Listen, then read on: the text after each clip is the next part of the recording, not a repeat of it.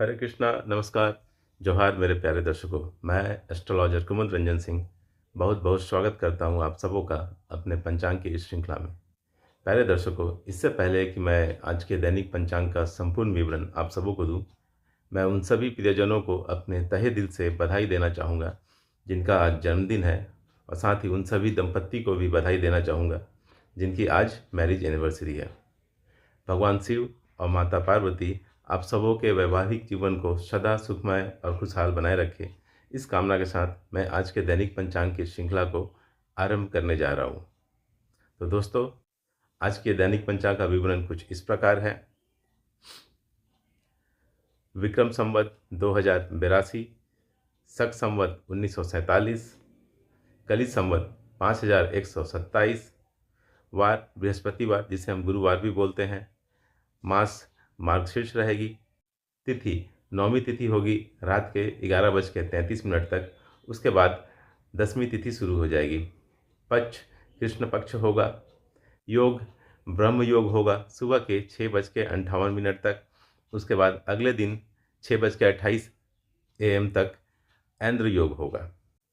नक्षत्र मघा नक्षत्र रहेगा रात के 7:38 तक। उसके बाद पूर्व फाल्गुनी नक्षत्र स्टार्ट हो जाएगी। करण तैतिल करण रहेगा दिन के 11:10 तक।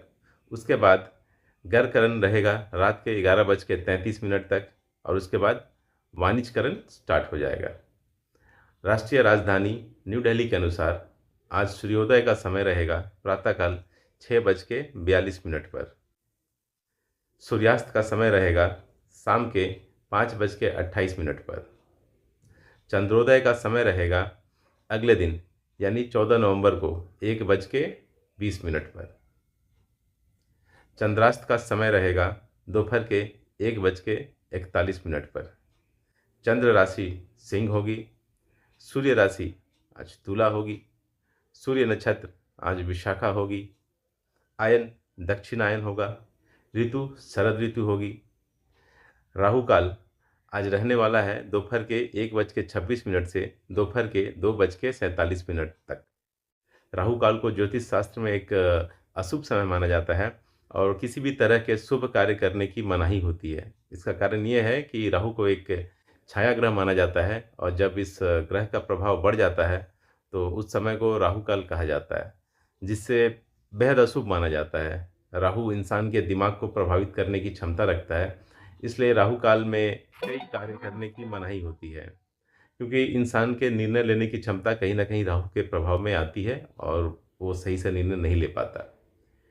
गुलिक काल आज रहने वाला है दिन के 9:24 से दिन के 10:44 तक। गुलिक काल शुभ भी हो सकता है और अशुभ भी। वेद के अनुसार गुलिक शनि का पुत्र है और ये उसी का काल है।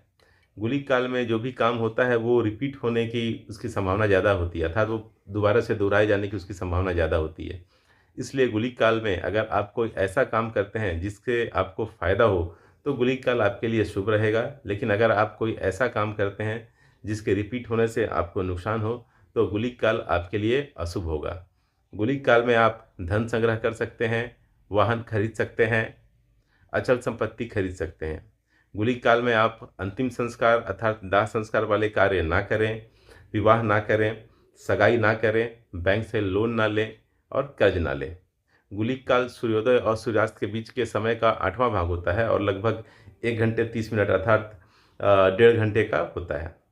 ब्रह्म मुहूर्त आज रहेगा सुबह के 4:56 से सुबह के 5:49 तक। ब्रह्म मुहूर्त ज्ञान अर्जन के लिए और पठन पाठन के लिए सबसे बेस्ट मुहूर्त होता है, इसलिए विद्यार्थियों के लिए ये मुहूर्त सबसे उपयुक्त है। अभिजीत मुहूर्त आज रहने वाला है। अभिजीत मुहूर्त दिन के 11:44 से दोपहर के 12:27 तक। गोधली मुहूर्त आज रहेगी शाम के 5:28 से शाम के 5:55 तक।